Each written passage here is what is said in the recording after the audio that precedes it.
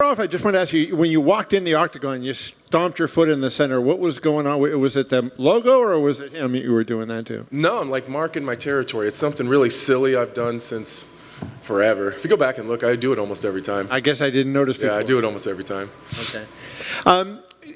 That was one of your better overall performances when you think you're striking. 60% strikes that you landed, and obviously when you got him down, it didn't take you very long to finish him. Do you feel like that ranks among your better efforts? I'm going to be really honest with you. I felt like I performed better versus Jimmy Crute. And maybe that's because I haven't watched the fight again. I was kind of expecting to be in like the fire with Ryan Spann the whole time, and that's exactly how it felt. Like I was kind of just in this chaotic kind of mess the whole time. So, excuse me, I don't know. I don't know. Like I guess the way that I haven't watched it yet, but the way that I feel right now, I feel like it was kind of chaotic and wild, but maybe that's not the case. And it seemed like, you were, he was hitting you, but it seemed like when you were hitting him, that it was impacting him. Do you feel like your striking has developed to the point now where it's a legitimate weapon and not just complement to your submissions? I do.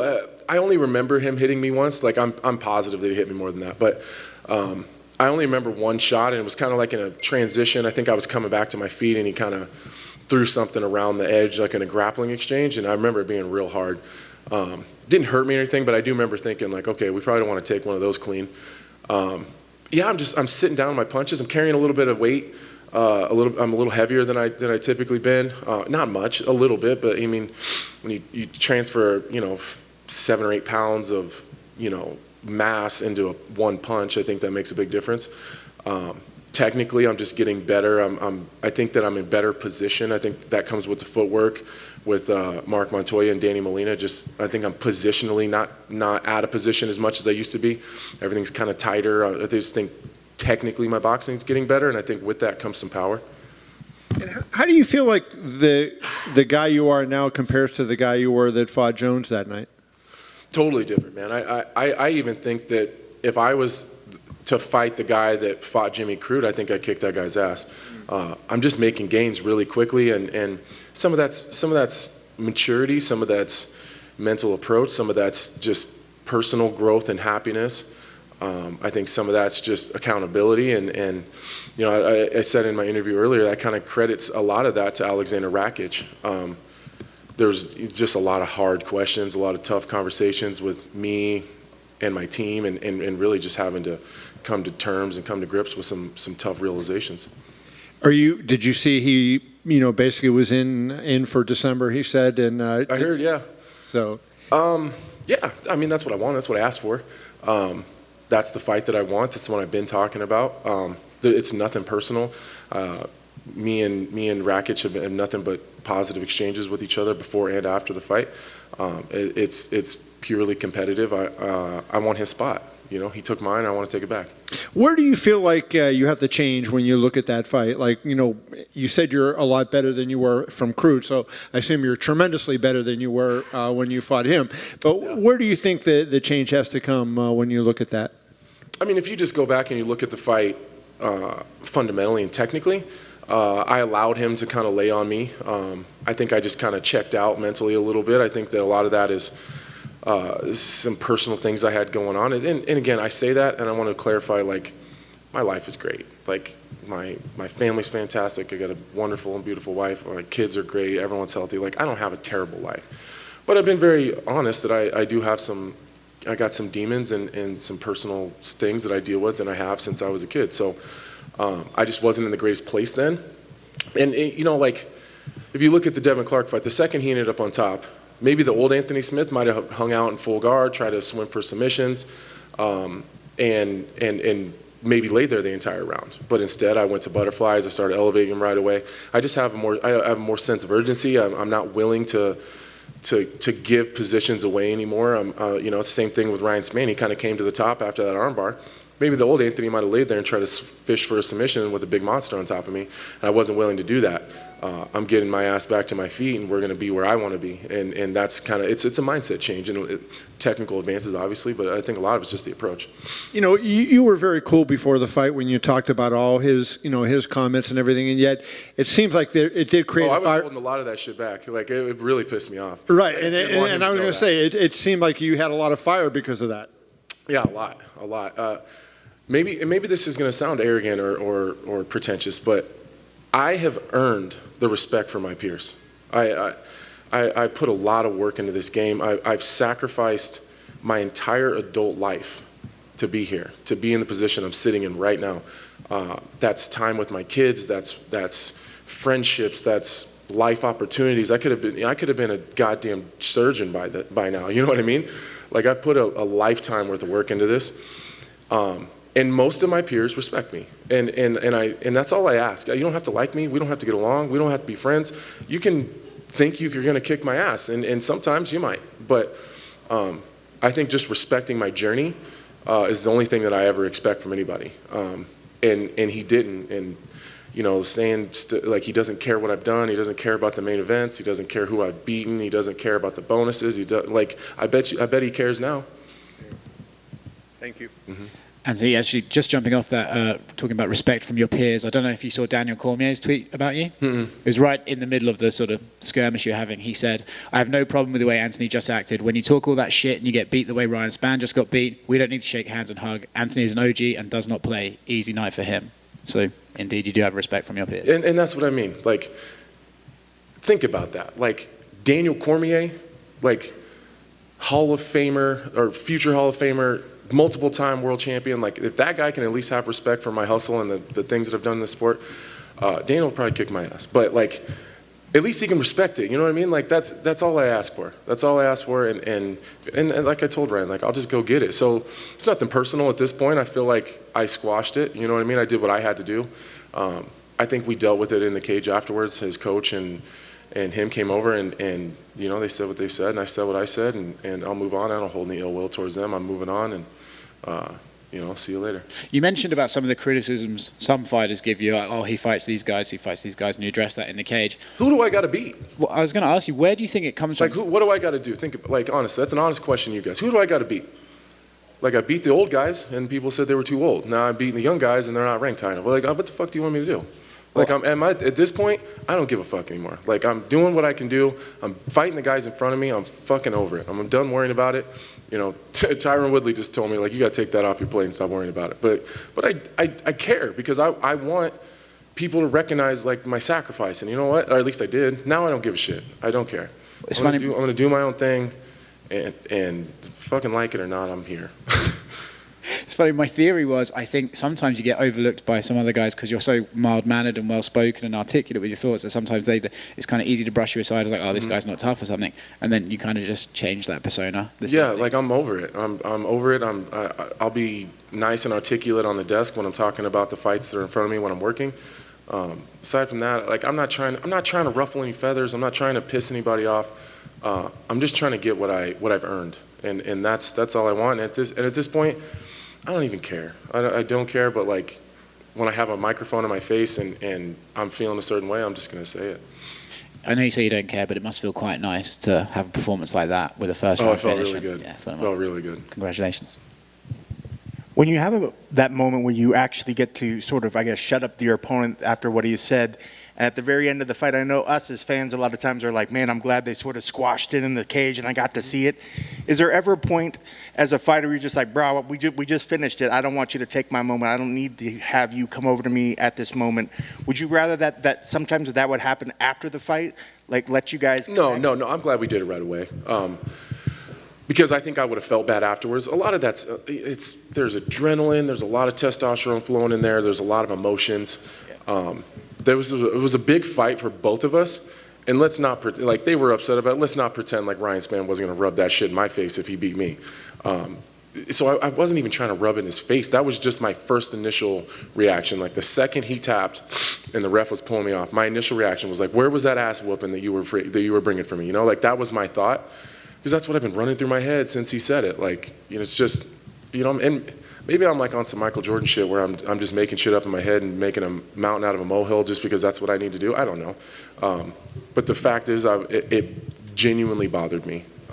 And so that was my emotional reaction immediately. And I'm glad we got it over with. You know, like he said it, like he's trying to feed his family, I'm trying to feed mine. We both really, really wanted this. It's just part of the game. It's fine. I think people are just more surprised that it's me. Like I don't typically get crazy emotional like that, but you know, maybe I'm just caring less. And you mentioned a lot of times recently about the disrespect. Where do you feel that you get the most disrespect from? Is it from us, the media? Is it the fans? Or is it the other fighters? You know, I think that the media actually does really well by me, for the most part. You know, I was a little butthurt like after the Glover fight. You know what I mean? But Yeah. you know, I was pretty pissed after that. But because I felt a little bit betrayed. Like I've always gone out of my way to give the media all the time that they ask for.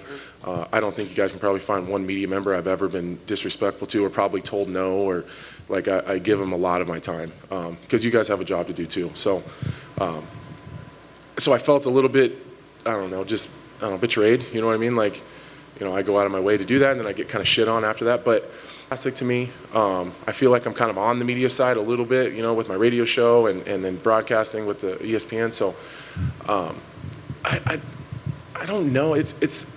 I'm not really too concerned with the fans. It's some of the guys in my weight class, and a little bit the fans, and it's like that. What do you call people that are like not like professional media members like you, but they're not like at home YouTubers? It's like the people that are in between there. Those are the people that piss me off the most. So I see it. You know what I mean? Like I'm on the broadcasting side, so like it's like I can't just say ignore it, it doesn't matter. Like I see the shit all the time, like because I'm in that part of the sport now too. So yeah, I don't know, man. I'm over it. You know what I mean? I'm just fucking over it.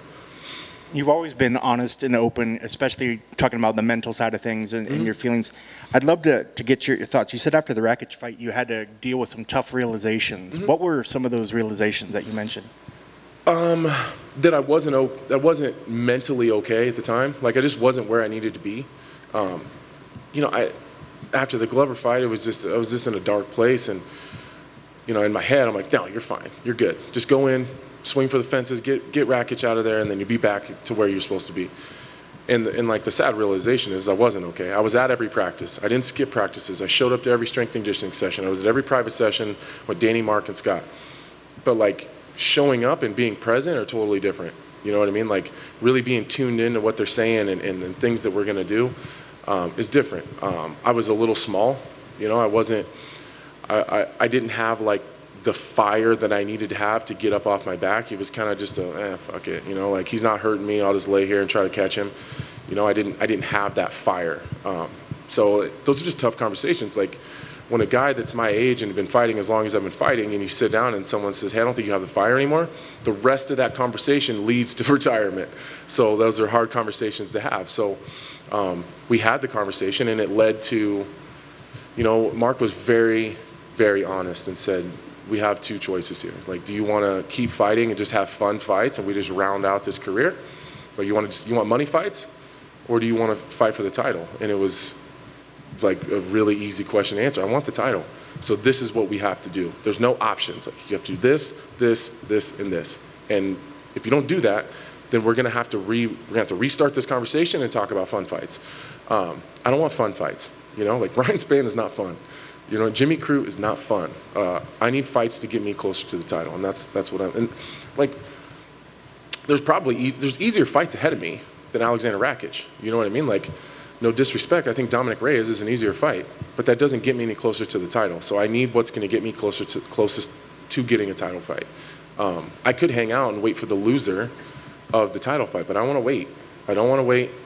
I think Rakic, for me, stylistically, I'm not saying in general, but for me, Rakic is probably the toughest fight out of those five guys, for me. I was going to say that kind of answers my question. You know, it's that fight or nothing, or something higher than him, right? A higher ranked or him. Yeah.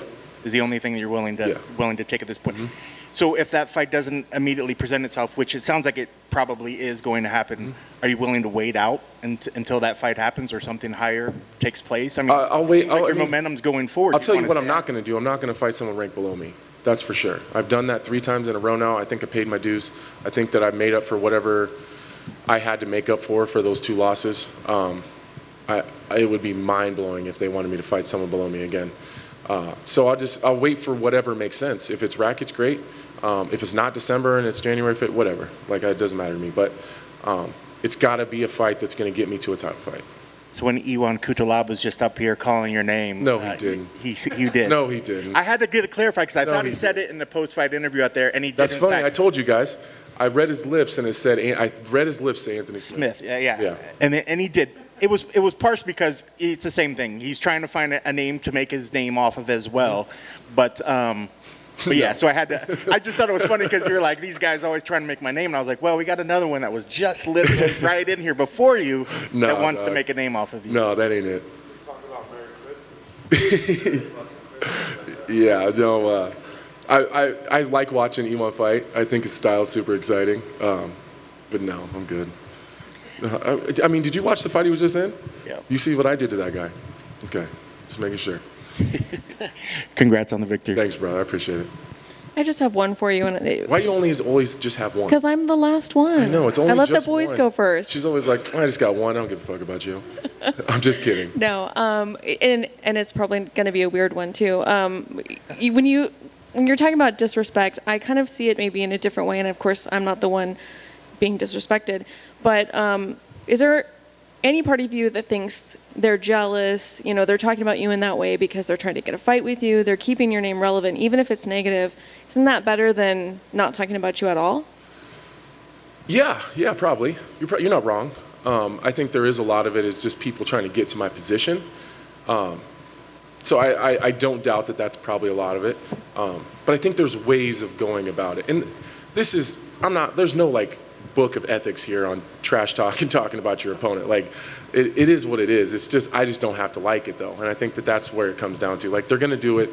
I'm not immune to people being mean to me online. But I also don't have to like it, you know what I mean? And that's it. I think some guys would not talk about it because it would make you look like a baby, but I don't think anyone likes it. It just sucks, you know, and it pisses you off. And to be honest, I think it's probably good for me because it motivates me. It really does motivate me. At this point in my career, I'm always looking for something to just light that fire. So when kind of that promo and Ryan Spann's kind of attitude came out, like Mark Montoya said right away, like, we'll see how that works out for you. Like, I was like super focused and just really worried about the techniques, and then you add a little bit of spice to it. I think it's always a good thing for me. Thank you. You don't have one more? No. You sure? That's it, just one. I can ask you, like, what's your favorite pizza topping? There you go. Favorite pizza topping? Yeah. Pepperoni. Well, that's boring. Pepperoni. With ranch. I know, it's not Nebraska shit. All good? We got, one more. One last one. Yep. Congrats on the win. Thank you. Welcome back to the media room. Yeah.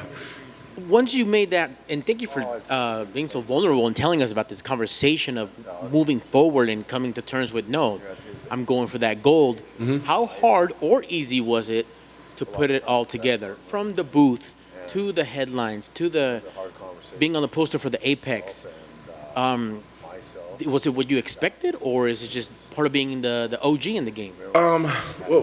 Starting at that conversation, that was the toughest part. Was figuring out what the problem is. That was like, I never felt like I was technically getting worked. You know what I mean? Like, Glover's fighting for a title, and I feel like a buzzsawed him for 2 rounds. Love the guy to death. Did you guys see Glover's Facebook or his Instagram? His entire team bought my T-shirts. Go check out their Instagram. It's like one of the coolest things in the world. He commented and said he wanted one of my shirts, so I sent him one.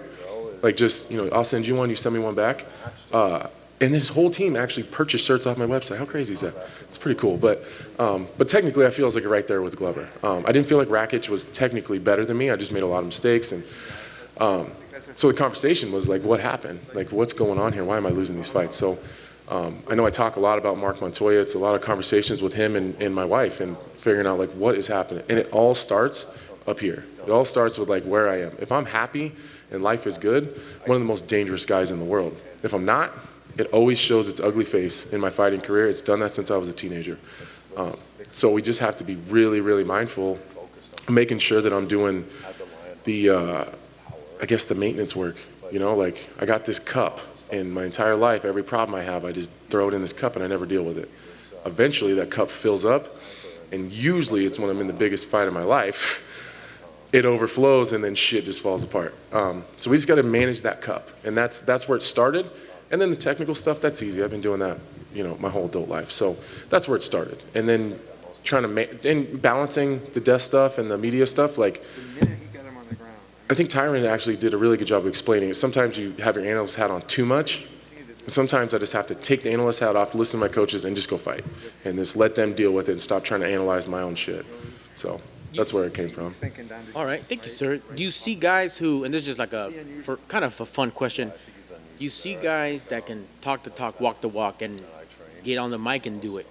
Do you think fighters should embrace the Dominic Cruz, Daniel Cormier, Kenny Florian angle as you have, and elevate your game further by being an analyst, being a play-by-play commentary? No, I don't. It's a lot harder than it looks. I know, you know, DC and Felder and Dominic and Bisping, those guys make it look so easy. It seems like they're just out there bro-hawing with their buddies and they're just talking about fights. It's so hard. Just even being at the desk, and their job is 10 times harder than mine, like when they're calling the fights live. It's really, really hard, and I credit DC and specifically Bisping and, you know, Dan Hardy for helping me out so much and really kind of saving my butt up there, because there's been some times where I froze up and you guys have never even noticed because Bisping has jumped right in right away and helped me out in some of those situations. So I feel like I'm kind of becoming the veteran a little bit at the desk now as people are transitioning in other places. So I just hope that I can do that. You know, I want to help. Alan Joban is doing a fantastic job. Tyron's doing a good job up there. Michael Chiesa is doing a good job. Angela Hill, it's not for everybody, though. That's for sure. It's hard. I mean, thanks, congrats, and look forward to that December fight. Thank you so much. I actually have one more. Ooh, I like Yeah, that. it came out. Okay. Was there an illegal knee there that happened in the first No, round? as much as I would like to pretend like that was an illegal shot, I was straight to my chest. Okay. Yeah, it was hard, too. It was really hard. I don't know if I think I heard Mark yelling, so I think Mark thought it was illegal, that knee. It was right in my sternum. I was like, "Bleh!" It was hard. Yeah, he crushed me with that one. That was definitely a good shot. So that was legal, though. Thanks. Awesome. Thank you so much, guys.